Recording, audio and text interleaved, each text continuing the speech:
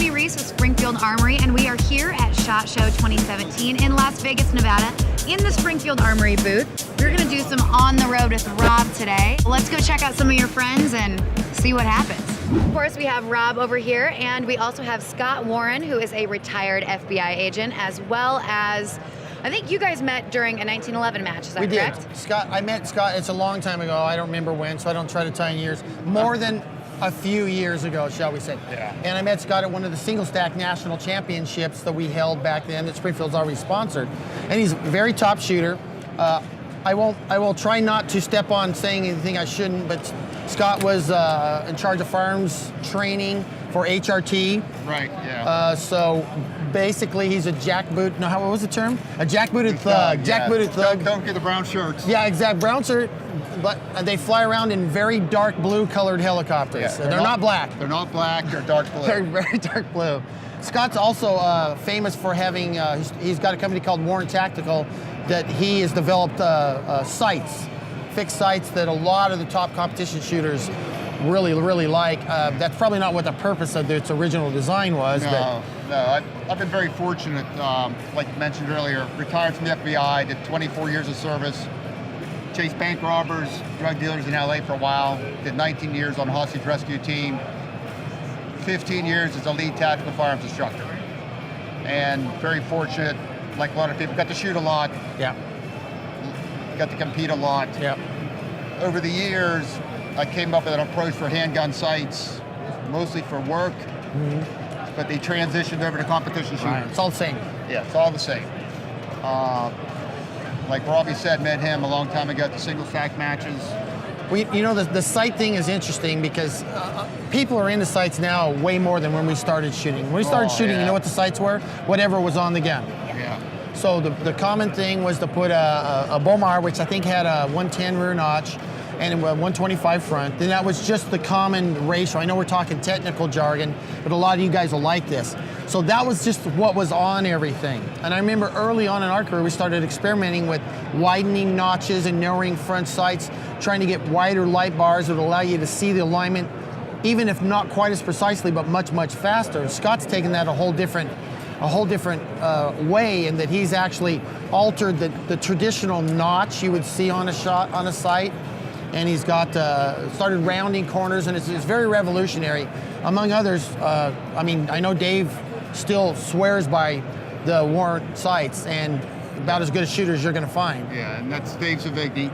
Yep. A good close buddy of ours. Got something new coming out next maybe 2 to 3 months. Right. Okay, I'm going to elevate the sight industry, and I got a saying from an old movie. It's brave talk from a one-eyed fat man. Remember that? True Grit? True Grit, that's right. Yeah, John Wayne, that was good stuff, man. What I've come up with, and I have to put this out, it's patent pending. Okay, I have a new rear sight that you can actually adjust the notch. The width of the notch. The width of the notch. It stays on center, because this whole thing, you know, do you want a wide notch? Do you want a narrow notch? Do you want a skinny front side? Do you want big light bars? Do you want tight light bars? Well, you don't have to choose. Yeah, one thing about offering fixed sights, everybody wants something different. Like, you know, Rob said, I want wide, I want thin, I want this, I want that. Well, I've come up with a solution to some of those issues, some of those problems, where we have the fixed sight in the rear blade, but up front, or on the front, I have a slider, so you can slide a smaller notch in front of the wide notch. So if you're a match shooter, let's say you've got wide open targets up close, you want a wide notch, plenty of light. Shoot Lots fast. of light, man. But if you've got a partial targets up a little farther or plates, you slide that smaller notch in, and your accuracy just comes right back in. So you don't have to, it doesn't require tools, you just slide the notch in. It's very ingenious. If you can see it clearly, and you'll be able to see it soon, he'll have this out very soon. It means you don't have to pick one or the other. You can have them both and have it instantly adjustable for the two. You know, it's funny when we think back of some of the matches. So the first story, I got to tell you Scott Warren stories. So there's two select ones. The first one will be at a match. We're shooting, it's an IDPA national, And at the time, I think your guys' service gun, you may have just been getting out of them and going to the Paras, Yeah. but you were shooting a high power. Brownings. Yeah, shooting a Browning, and his duty rig had a ditch pouch on it on the side for discarding things and not having to throw stuff on the ground. In IDPA, they do reloads where you had to take the mag, stick it in your pocket and stuff. So he had this bag, we all called it Scott's cheater bag. And so they didn't like it very much, but I don't think at the time they specifically had a rule against it.